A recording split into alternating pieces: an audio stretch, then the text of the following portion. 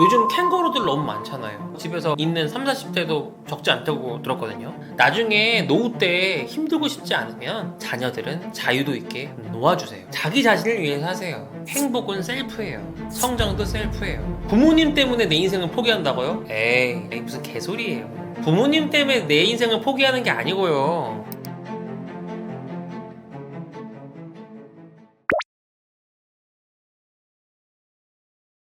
기본적으로 아이를 낳으면 내 분신 가잖아요.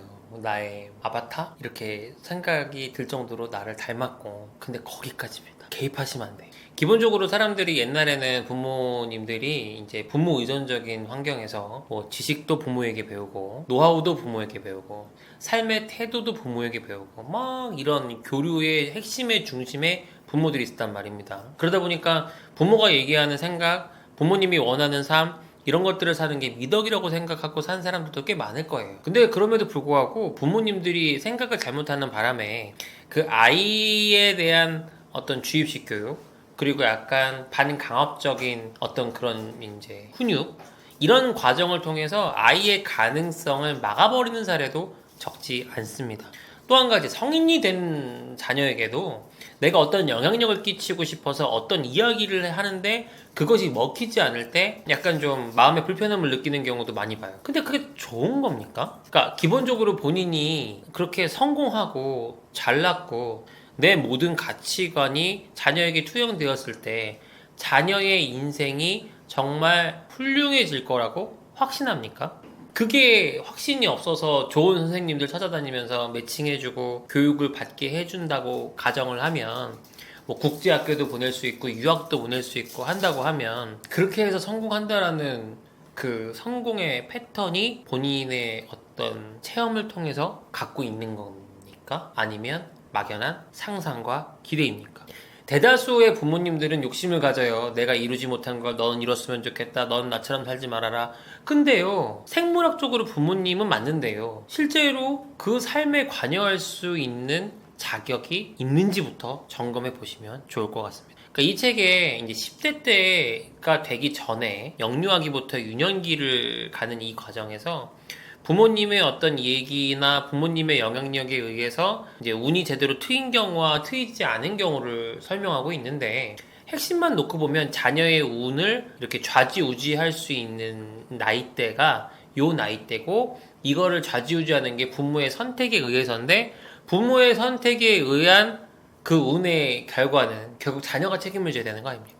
뭐 그런 얘기 옛날에 있었죠. 의사가 되라, 판검사가 되라. 근데 지금 시장 환경이 바뀌고 나서 그 말이 지금도 유효합니까? 그때는 그게 맞았지만 지금은 안 맞을 수 있고 앞으로는 또 안 맞을 수도 있잖아요. 차라리 독서를 충분하게 해주고 본인이 스스로 원하는 것들을 깨우칠 수 있게 해주고 나보다 나은 현자의 가르침에 대해서 관심을 갖게 해주고, 결국 우리가 살아가는 이 사회 안에 너와 우리 가족과 우리 가족이 몸담고 있는 이 사회와 그 더 큰 사회, 국제사회, 이런 데 안에서 삶의 이 태도와 도리는 어떻게 갖는 것이, 그러니까 기초 체력을 기르는데 집중을 해주는 것이 이 친구가 스스로 오늘 개척해 나가고 빌드업해 나갈 수 있는 하나의 좋은 치트키가 될 수 있는데, 대다수가 그렇게 성공하지도 않았으면서 자기의 삶을 강요하는 경우, 자기의 희망을 강요하는 경우가 많다. 근데 그 부분이 그때는 맞았지만 자녀의 때에는 다를 수 있다는데 주목을 조금 더 했으면 좋겠다라는 취지로 말씀을 드립니다. 중요한 건 내가 못한 걸 자녀는 할 수 있어라는 기대를 하는 것 자체가 그 피가 어디로 가겠습니까? 많은, 물론 아닐 수도 있고 길 수도 있겠지만은 중요한 건 그 친구가 원하지 않을 수 있고요. 그 친구의 본성 안에 그런 거를 잘할 수 있는 DNA가 없을 확률도 매우 높습니다. 부모님이 똑똑하지 않았는데 자녀가 똑똑하다, 이런 경우도 참 많이 보지는 못한 것 같고요. 저도 뭐 공부를 그렇게 딱히 엄청나게 잘한 건 아니지만 저 초등학교 서초동 우면초등학교 나왔고요. 중학교 강남역 옆에 있는 사랑의 교회 옆에 있는 서원중학교 나왔고요. 고등학교 반포세아고등학교 나왔습니다. 소위 8학군에서 초중고등학교 나왔거든요. 과외비요 엄청나게 썼습니다. 사실은 저희 집이 사교육 집안이에요. 저희 재질 큰아버지가 수학 과외 선생님으로 좀 유명한 선생님분이었고, 근데 둘째 큰아버지 국어 선생님 선생님이셨고 셋째 큰아버지 영어 선생님, 다 과외 선생님, 학원 선생님이셨거든요. 집안이. 그러다 보니까 뭐 했어요? 사교육 엄청나게 받았겠죠. 근데 저는 우리 아버지가 14명째의 막내 아들이시거든요. 이런 환경을 적응하지 못하고 반항아적인 기질을 갖고 계신 분이 저희 아버지예요. 그래서 우리 아버지는 서러벌 예술대학의 연극영화과에 그때 진학을 했어요. 서러벌 예술대학의 중앙대학 예술대학 전신이에요. 그러니까 아버지하고 저하고는 동문이죠. 근데 그때 큰아버지들이 하지 말라는 거는 다 하고 하라는 건 아예 안 하고 저한테 뭐라 하셨냐면 아버지가 네 하고 싶은 거 하고 살아라 그 말씀을 하셨어요. 근데 그럼에도 불구하고 우리 어머니는 그러기가 어려웠겠죠. 어찌됐건 저는 그 과정 가운데서 공부를 계속 했어요. 그러다 보니까 가족여행, 초중고등학교 중에 이런 표현 좀 그런데 저희는 여름 휴가나 뭐 겨울에 스키장 이런 걸 한 번도 가본 적이 없습니다. 예, 이게 좀 웃긴 얘기인데 방학 때는 특강의 시즌이었어요. 특강. 그리고 제 스스로조차도 집이 아버지가 사업을 하다 보니까 등락이 있어서 그냥 혼자 노는 거 되게 좋아했고 책 보는 거 좋아했던 것 같아요. 이 책에 나오지만 저희 어머니가 초등학교 때 갑자기 또 아버지 사업이 휘청해가지고 웅진출판사, 지금은 여러분들 코웨이 정수기로 알고 있지만 여기가 원래 출판사로 돈 버는 데거든요. 그 출판사에 외판원을 하셨던 시절이 있어요. 그때 제가 반지하에 살았습니다.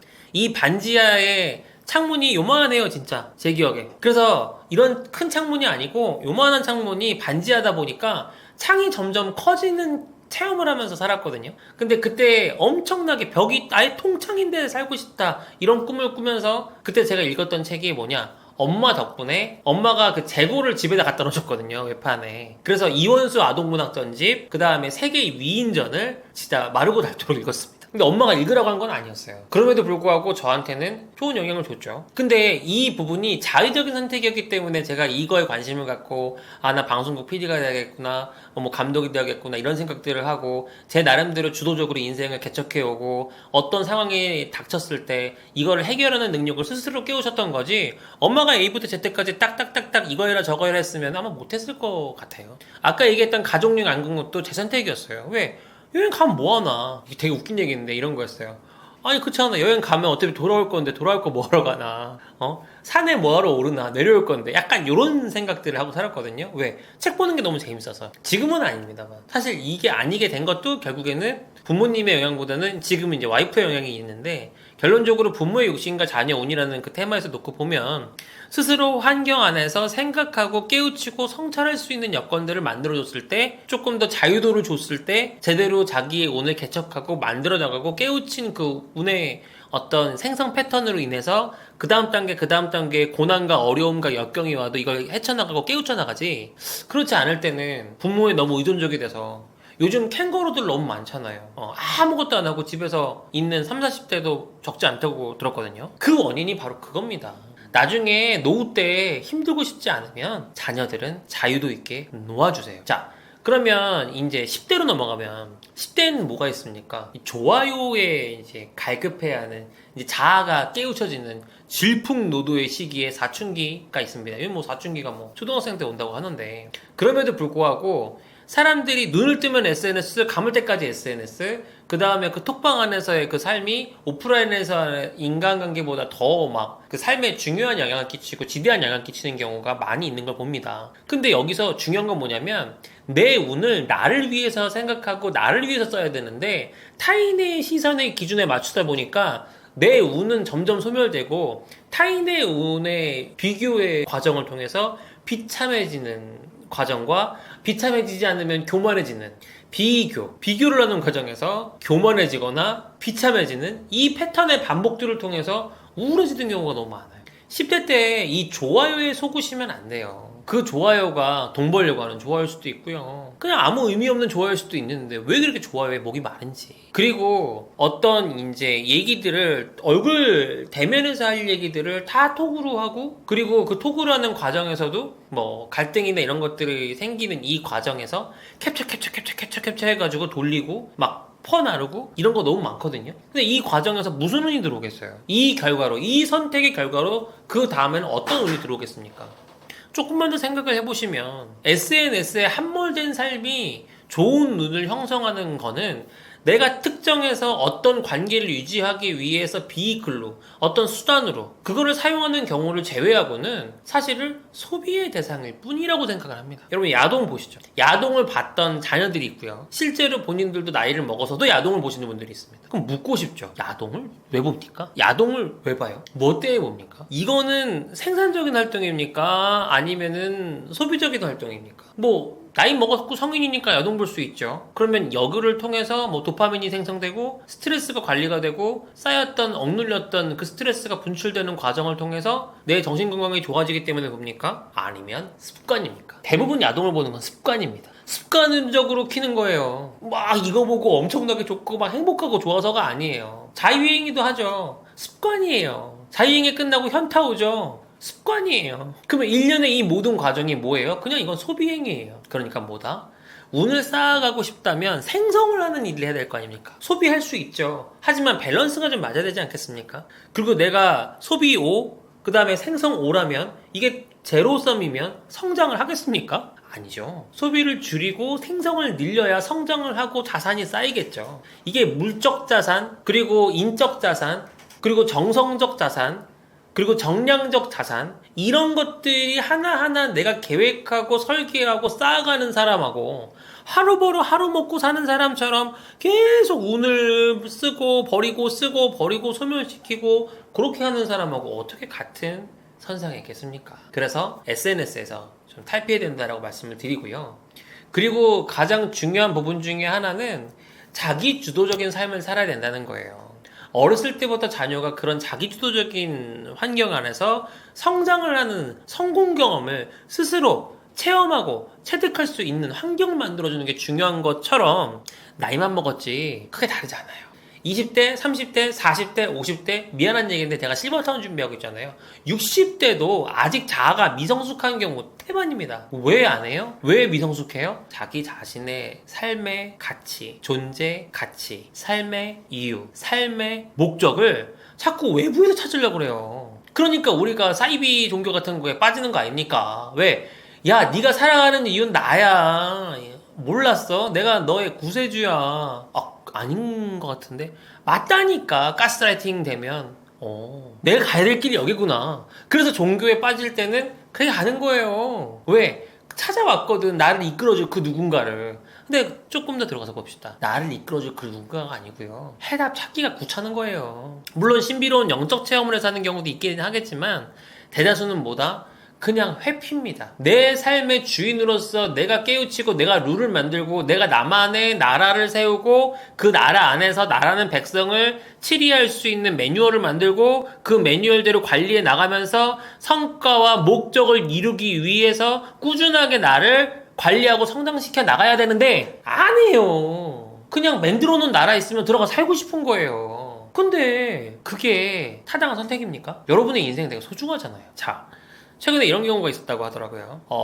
어떤 유명하신 이제 기업가인데 정자기증을 통해서 이제 이 사회에, 이제 월드에 기여하겠다 그래가지고 한 병원을 타겟으로 해서 계속 이제 정자기증을 한 거예요. 근데 나중에 알고 보니까 원래 정자기증을 하면은 신원이 이제 알려지면 안 되게 돼 있지 않습니까? 근데 이게 어떻게 노출이 됐나 봐요.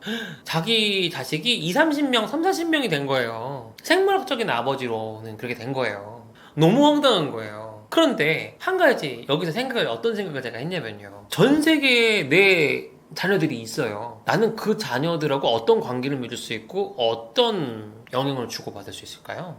이게 제가 왜 이야기를 꺼낸 거냐면 생물학적인 DNA의 딜리버리 비클로서 부모가 역할을 했다는 자각을 하게 되면 자녀의 인생에 대해서도 자신의 인생에 대해서도 이 두 가지를 결부시키는 이 부분에서도 조금 더 객관화가 될 수 있지 않을까 하는 생각에서 말씀을 드리는 거예요.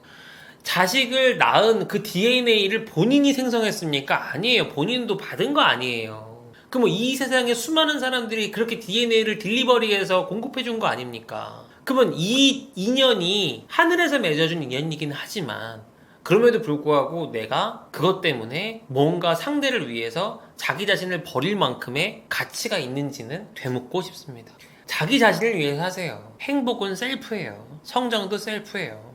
부모님 때문에 내 인생을 포기한다고요? 에이, 제가 조금만 세게 얘기할게요. 무슨 개소리예요. 부모님 때문에 내 인생을 포기하는 게 아니고요. 그 프레임에서 나올 용기가 없는 거예요. 어렸을 때부터 부모님 칭찬받고 부모님이 원하는 대로 삶을 살았고 부모님 사랑하고 부모님 좋은데 성인이 됐으면 성인에 맞는 수준에서 부모님과의 관계를 맺기 위한 노력을 해야죠. 자기 성찰이 안 된 거예요. 소양이 부족한 거예요. 자, 제가 이런 경우 되게 많이 봤어요. 50대예요. 50대인데 부모님하고도 관계가 있고요. 자녀하고도 관계가 있는데 자녀도 먹여 살려야 되고 부모님도 부양해야 되는 거예요. 그럼 나는 누가 챙겨요? 내 삶은 누가 챙겨요? 자식도 안 챙겨줄 거고 부모님도 안 챙겨줄 텐데 정신 차려요. 중요한 포인트는 자기 스스로 바로 섰을 때 왼쪽 오른쪽도 도와줄 수 있는 거예요. 끊어내세요. 객체화를 좀 해야 돼요. 효도를 하지 말라는 얘기가 아니고 자녀를 이렇게 외면하라는 얘기가 아니에요. 내가 스스로, 그러니까 이렇게 또 이제 좀 뭐 옛날 얘기 좀 할게요. 수신제가 치국평천하. 나 스스로 나를 다스리고 내가 스스로 섰고 내가 좀 잘 됐을 때 내 주변 사람들도 케어할 수 있고 내 주변 사람들도 내 덕에 혜택을 받을 수 있는데 스스로가 삶의 만족도가 떨어지는데 통장에 얼마 있으면 뭐합니까? 스스로가 삶의 존재 가치에 대해서 의문을 느끼는 건데 딴 생각만 하는데 우울해질걸요? 뭐 공황장애, 뭐 우울증 이런 거는 괜히 오는 줄 압니까?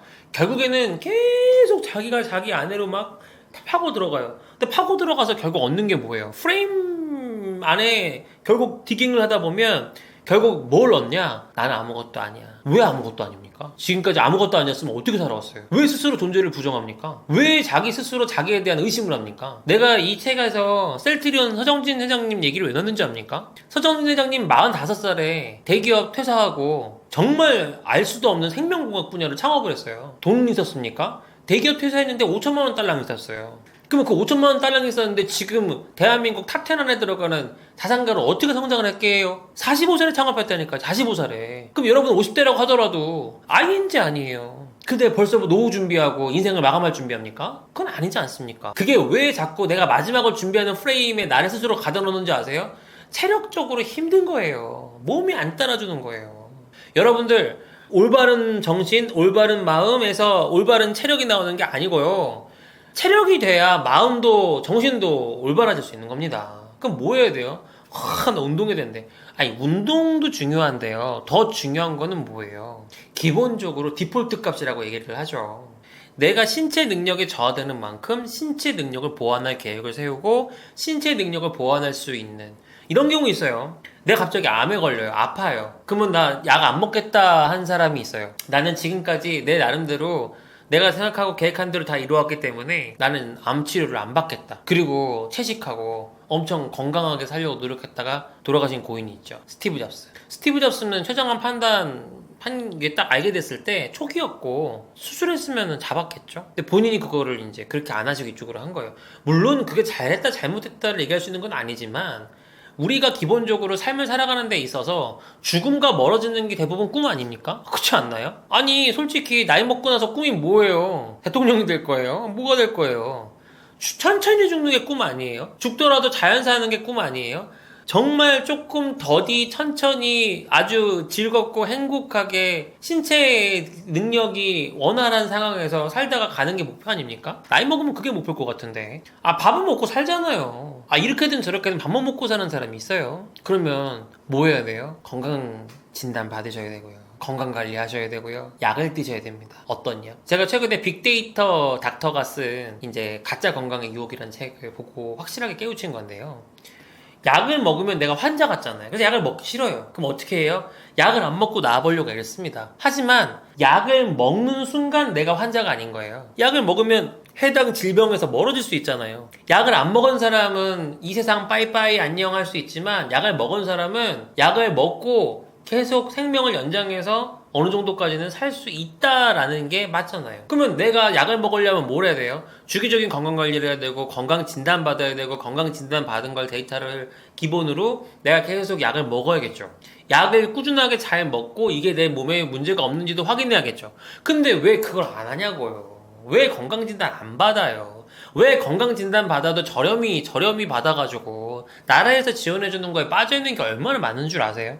제가 최근에 건강진단 받으려고 물어보니까 1,000만 원 나오던데요? 이것저것 좀 옵션 좀 넣으니까 좀 좋은 병원에서. 그러면은 예전에 내가 20대 때 30대 때 1,000만 원은 무슨 건강진단에 1,000만 원을 써 하겠지만 지금 50대를 전후하고 있고 60대 바라보는 입장에서 1,000만 원이 커요? 아니란 말이에요. 그러니까 내가 내 운을 만들기 위해서 내가 뭐 50대 초반에 뭐 누가 그러더라고요. 내 사주를 보니까 50대 초반에 큰 돈을 벌고 큰 명성을 얻는데 오케이 현실로 받아들이겠어. 근데 내가 체력이 안 되고 몸이 안 따라줬다면 그 운을 내 걸로 만들 수 있어요? 없어요. 사주가 좋으면 뭐합니까? 체력이 안 따르는데. 연령대별로 내가 생각을 해 나가는 과정에서 나이를 먹고 나면은 체력에 대한 이슈가 제일 크고요. 좋은 체력에서 좋은 건강, 좋은 정신 건강, 좋은 태도 뭐 이런 거 나오는 거예요. 그리고 대부분 이제 자식과의 갈등이 있을 수 있죠. 그냥 끊으라니까요. 자식은 더 이상 소유물도 아니고 관심이 없어요. 여러분은 부모님한테 그렇게 잘했어요? 여러분은 여러분 부모님한테 그렇게 잘했어요? 본인도 똑같이 그 자식이 본인한테 그럴 것 같지 않아요? 그러면 주체적으로 자기 삶을 사세요. 너는 너, 나는 나. 얼마나 좋습니까? 또 한 가지, 요거는 조금 이제 조심스러운 얘기기는 하지만 배우자한테도 그렇게 집착하지 마세요. 배우자도 배우자의 인생이 있고 삶이 있을 거고 내가 하고 싶었던 것도 있을 거 아닙니까? 그거 못 모를 때 젊을 때야 이렇게 사는 게 행복하고 좋은 거라고 생각을 해서 막 이렇게 어우러졌지만 나이를 먹으면 하고 싶은 게 더 생길 수도 있습니다. 그럼 어떻게 해야 됩니까? 팽당하고 싶지 않으면 독거노인이 되고 싶지 않으면 적극적으로 배우자가 원하는 걸 할 수 있게 지원하세요. 자기 생각이랑 안 맞아도 도움이 되는 사람이 되셔야 그 사람의 인생의 마지막까지 여러분이 같이 갈 수 있습니다. 아니면 어떻게 돼요? 대부분 항원이혼을 하거나 돌싱으로 인해 독거노인이 되거나 아플 때 병원 데려다 줄 사람이 없게 됩니다. 그러니까 최근에 그런 경우가 있었어요. 골드미스들 나이가 많은데 남편도 없고 결혼도 안 하고 근데 돈이 많아요. 그래서 내가 원하는 거를 내가 돈으로 다 누리고 살 수 있다. 여기 책에 나와요. 비혼주의면서도 얼마든지 행복하게 살 수 있어요. 하지만 뭐가 대전제가 돼야 됩니까? 사람과의 교류를 끊으면 안 됩니다. 내가 결혼을 안 했다고 해서 내가 사람과의 인간관계조차도 이게 좁혀져서 고립된다면 내 운도 소멸될 뿐만 아니라 인생을 살아가는 가치를 찾을 수가 없어요. 생물학적으로 아니 나이 먹고 죽어도 이거 죽음을 향해 가고 있는데 뭐 없잖아요. 시간이 지나면 죽을 텐데 뭐 있어요. 그 과정에서 사람들하고 교류하고 이 사회에 내가 뭐라도 기여하고 어찌됐건 내가 움직이면서 삶의 가치를 찾아나가는 건 사람과의 교류에서만 가능해집니다. 좀 비슷한 얘기인데요. 퇴직을 하면 60 전후가 되면 대소사 이런 데 못 가게 된대요. 뭐 사람 성격에 따라 좀 다르긴 하겠지만 가서 조의금도 내야 되고 넌 지금 뭐 하고 있냐부터 시작해서 할 말이 엄청 많다 하더라고요. 근데 그럼에도 불구하고 사람들한테 안 좋은 얘기 하고 싶지도 않고 아쉬운 소리 하고 싶지도 않고 그리고 돈 아까우니까 안 나가요. 그러면 여러분 뭐만 남는 줄 아세요? 60이 지나가면서부터 주변 사람들이 진짜 가기 시작합니다. 하늘나라 먼저 가요. 전화할 사람이 없어요. 그럼 나이 먹어서 전화할 사람 없는 게 누구 책임입니까? 여러분 책임이에요. 관리를 안 한 거 아닙니까? 하다못해 책을 쓰고 멘토링이라도 계속 해주면 사람들이 배우겠다고 찾아올 거 아닙니까? 그럼 그 제자들과 관계를 맺으면서 또 내 삶의 가치를 찾을 수도 있어요. 근데 뭐 자기가 뭐 정리해 놓은 것도 없고 뭐 통장에 잔고 조금 있는 거 외에는 자기 인생의 가치를 찾을 수 있는 게 없다고 하면 얼마나 슬픕니까? 그렇잖아요. 그리고 제가 이제 실버타운 준비하시는 분들 보니까 제가 실버타운 사업 지금 시행하고 있으니까 이게 아주 이제 뭐 유명한 실버타운이 있어요. 거기에 거주하시는 분이 해준 얘기입니다. 우리나라에서 최고의 실버타운이라고 여겨지는 데인데 거기는 딱 두 가지 세대가 있대요. 부류가 뭐가 있냐? 본인이 잘나서 들어온 케이스 하나, 자식이 잘나서 들어온 케이스 하나. 둘이 어울립니까? 못 어울립니다. 그러면 거기서 먹을 것도 뭐 주변 환경도 너무 호텔식으로 다 공급을 잘해주는데 행복해요? 안 행복해요? 안 행복해요. 그러면 실버타운 들어가니까 안 행복해요예요? 아니에요. 그런 실버타운 들어갔으니까 안 행복해요예요. 실버타운을 들어가도 나랑 코드 잘 맞고 궁합이 잘 맞는 사람들끼리 몇십 명씩 들어가서 행복하게 잘 살 수도 있지 않겠습니까? 제가 준비하고 있는 실버타운 약간 그런 거거든요. 맞춤형 실버타운. 왜? 서울에 지으니까 막 대규모로 막 이런 거 저부터도 싫어요. 돈을 좀 갖고 있는 자산가들이라고 하는 사람들이 가장 중요한 게 뭔데요? 프라이버시 아닙니까? 건강정보를 체크하더라도 비접촉형으로 체크할 수 있는 디지털 헬스케어 기술이 있는 게 타당해요. 일본은 그렇게 하고 있거든요. 내가 나이 먹어서 외롭지 않고 사람들과 끊임없이 교류할 수 있을 때 내가 좋다고 했잖아요. 되게 마음 아픈 얘기였는데 그 좋은 실버타운 사시는 분 중에 한 분이 실버타운에서 뭐가 제일 좋았어요? 라고 물어보니까 내가 들어올 때 현관에서 인사해주는 그 사람이 잘생긴 자기 너무 고맙고 좋았대요. 근데 그도 그럴만한 게요. 아파트는 뭐 경비원이 인사를 할 수는 있지만 실버타운에 계신 분들처럼 그렇게 하기 어려울 거고 저는 약간 이제 뭐 그런 비슷한 환경에 살고 있는데 저는 제일 좋은 게 그거예요.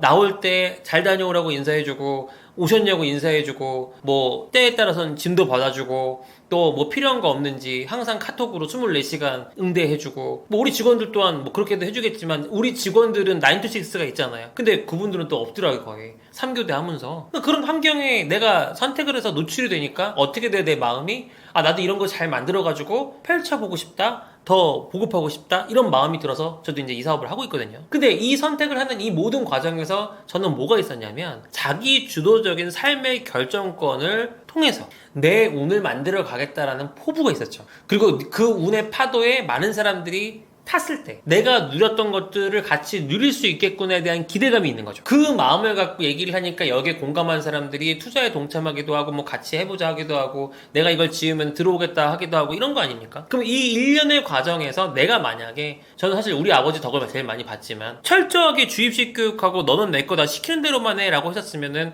저는 이렇게 운이 좋게 못 왔을 것 같아요. 제가 20살에 별이 빛나는 밤에 작가가 되고 또 21, 서너에 MBC 시트콤 작가 공채에 당선이 되고 26에 드라마 작가 되고 26, 7에 되는 그 어간의 시나리오 작가가 되고 또 서울에서 이름 얘기하면 알만한데 뭐 석박을 하고 이 일련의 과정에서 원하는 배우자 만났다고 또 사업가로 변신을 하고 사업가로 변신하고 나서 일정 수준의 이상을 또 쌓아 나가고 명성도 얻고 업적도 만들고 하는 이 일련의 모든 과정에 정형화된 틀은 없었어요. 항상 고난이 많았고요. 항상 어려움이 많았고요. 항상 힘듦이 많았습니다. 그럼 저는 뭔 택했냐면요. 남들보다 조금 덜 자는 걸 택했습니다. 남들보다 조금 덜 자고 덜 먹는 걸 택했어요. 잠자는 시간 먹는 시간 아까워서 옛날에 방송국에서 일할 때는 그때 사우나 얘기했지만 TV 예능 할 때 특히 뭐 이런 거 시트콤 작가 할 때는요 일상이 뭐였냐면 그 회전 의자에 발 뻗고 자는 게 일상이었어요. 그 복도 나가면 옛날에 MBC 여의도 MBC 있을 때 MBC의 그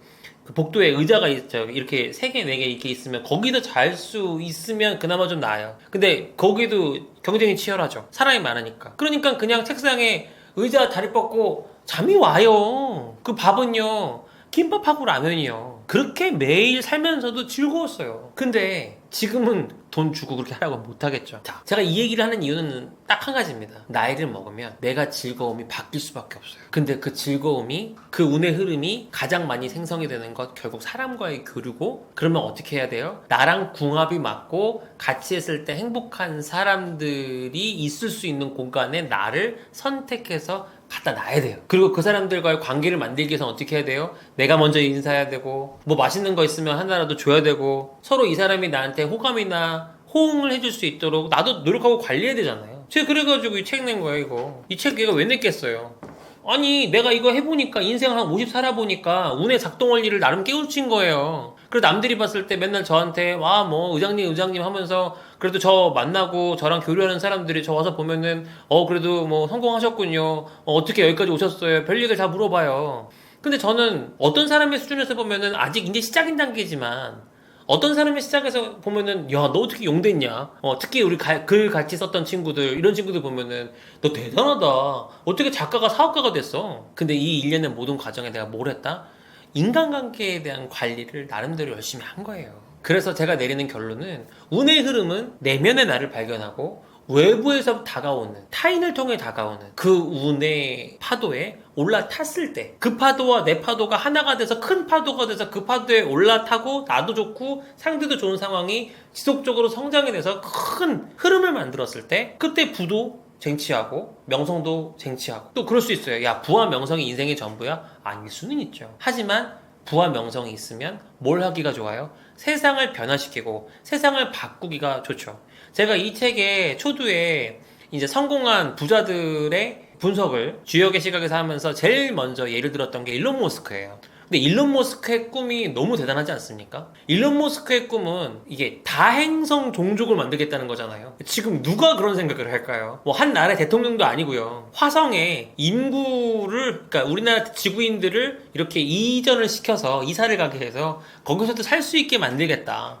그게 지금 꿈이어가지고 막 스페이스X 로켓도 만들고 그 1년에 필요한 모든 연결되어 있는 사업들을 에너지 사업부터 시작해서 자동차 자율주행부터 시작해서 로보틱스 사업부터 시작해서 AI까지 다 하고 있는 거 아닙니까? 뭐 때문에 이 인류가 보다 아름답고 윤택한 삶을 사는 그 미래를 위해서. 얼마나 이타적인 꿈이고 스케일이 큰 꿈입니까? 그러니까 일론 머스크가 저렇게까지 미친도록 일을 하는 동기부여가 되지 않겠습니까? 자녀도 10명이 넘잖아요. 물론 뭐 이게 그 문화권에 따라는 시각이 다를 수 있겠습니다만 그 아이를 낳은 그 엄마들과 한 4명 정도 되죠. 제가 정확하게 모를 수 있는데 하여튼 그 정도 복수로 알고 있어요. 그러면 어떤 사람은 어떻게 그럴 수 있어 라고 할 수 있겠지만 어떤 사람은 야, 저 사람은 저렇게 해서 10명 이상의 자녀들이 있으니까 얼마나 또 행복하겠냐. 느껴보니까 사람만큼, 사람이 사람을 얻고 낳는 것만큼 행복한 게 없구나. 그래서 저 사람은 저런 생각을 했나 보다라고 인간을 생각할 수도 있겠죠. 이 모든 일련의 과정에서 여러분들이 포기하고 있고 여러분들의 자녀가 포기하고 있는 게 뭔지 아세요?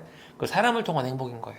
운의 메커니즘은 간단합니다. 사람을 이해하고 나를 이해하고 타인을 이해하고 그 흐름을 주도할 수 있도록 루틴을 만들고 노력하고 쌓아나가면 생성됩니다. 그 부분을 저는 꼭 전달하고 싶었습니다.